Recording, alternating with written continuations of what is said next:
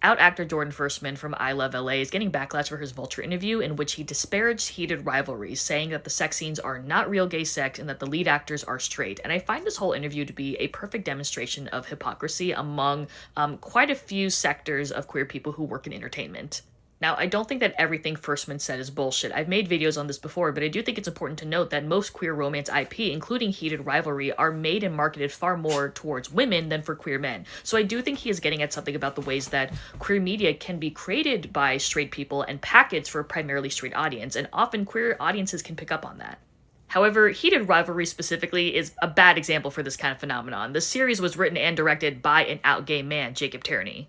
Also, his anecdote about what made a sex scene he was a part of in I Love LA authentic was stupid. He says, in the first scene when we both say that part after climaxing, that's one of my favorite moments. Me and this guy were obsessed with saying that part for a moment, and we both climaxed and just instinctively said it and then laughed a lot. That's gay to me. A straight guy could not write that.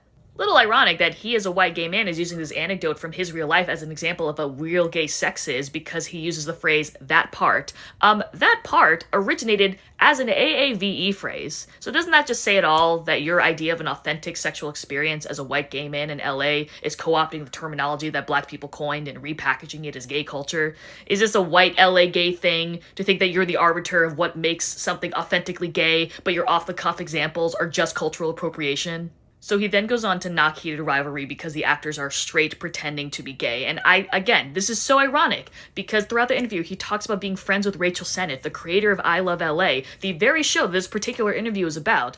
May I remind you that Rachel Sennett's first fan base was queer women because she played multiple queer roles despite herself being a straight woman? You can make the argument that you only want to see queer people playing queer roles, but at least be consistent on who you think has the right to pretend to be gay and who doesn't. The title of the interview is Jordan Firstman Still Wants Gay People to Like Him, and it is an interview clearly laced with a lot of pain and resentment that he feels like a lot of gay people don't support him, and he even makes a snide comment about how basic it is to be a gay Jordan Firstman hater, but he's going to express that hurt. A bit hypocritical to then turn around and repeatedly be a gay hater to other people's gay work.